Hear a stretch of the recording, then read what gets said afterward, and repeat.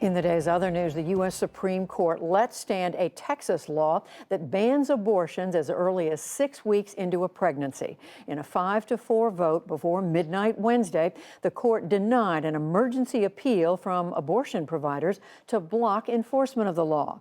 Today, in a statement, President Biden called the decision a, quote, unprecedented assault on a woman's constitutional rights.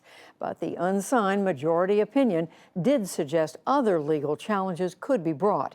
We'll have more on this after the news summary. Calmer winds in Northern California are giving firefighters the break they need to step up their efforts against the sprawling Caldor fire. The flames are creeping closer to Lake Tahoe and neighboring Nevada and are only 25% contained. But fire officials say they hope to gain more ground as weather conditions improve. Getting into Friday, the winds get even lighter. Friday is a very, very light wind day across the entire fire. So the issues and conditions that weather was causing, especially for the last couple of days, are going to be mitigated by much lighter winds across the fire. The fire has destroyed more than 800 structures and threatens 33,000 more. Late yesterday, President Biden declared a state of emergency in California and ordered federal assistance to help with the disaster relief efforts. The Biden administration today pledged a $3 billion investment in the nation's COVID-19 vaccine supply chain. It will focus on manufacturers of items like syringes and companies that fill and package vaccine vials. White House COVID advisor Jeffrey Zients said that the funding will start to be disbursed in the coming weeks.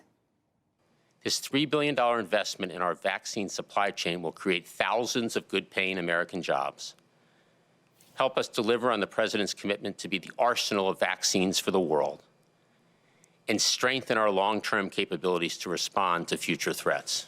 Also today, infectious disease expert Dr. Anthony Fauci acknowledged that it is possible Americans who receive the Pfizer or Moderna vaccines will need a third shot to be considered fully vaccinated.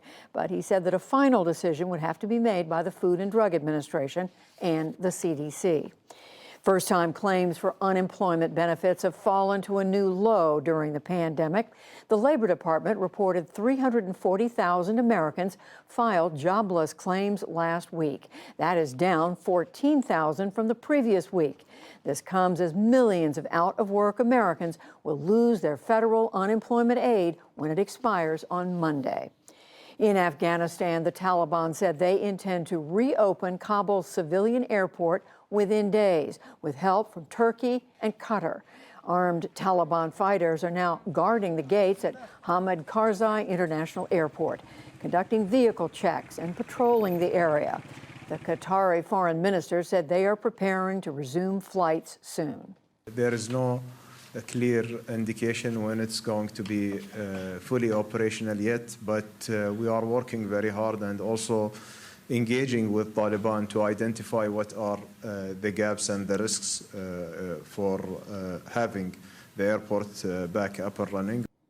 That comes as the United Nations says that its humanitarian air service has resumed operations in Afghanistan. 3 flights have already landed at the airport in the northern city of Mazar-e-Sharif, allowing 160 aid organizations to continue working in the country.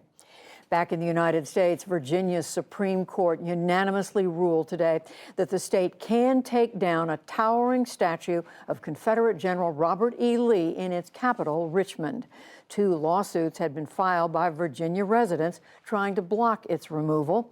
Governor Ralph Northam announced his intent to remove the statue last year. That was days after the police killing of George Floyd triggered protests against racial injustice, both in Richmond and across the country. Prosecutors in Minnesota have filed a more serious charge of first-degree manslaughter against a white former suburban Minneapolis police officer who fatally shot Daunte Wright, a black man, during a traffic stop in April. She had previously been charged with second-degree manslaughter.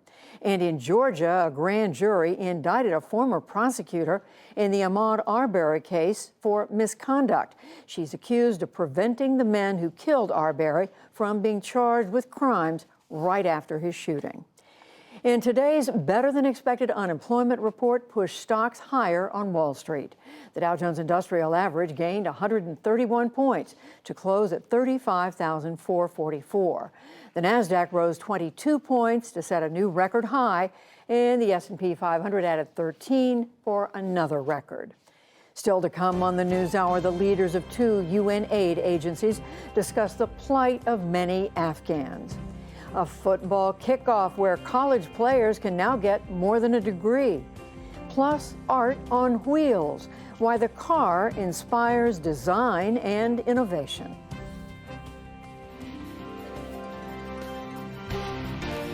This is the PBS NewsHour from WETA Studios in Washington and in the West from the Walter Cronkite School of Journalism at Arizona State University.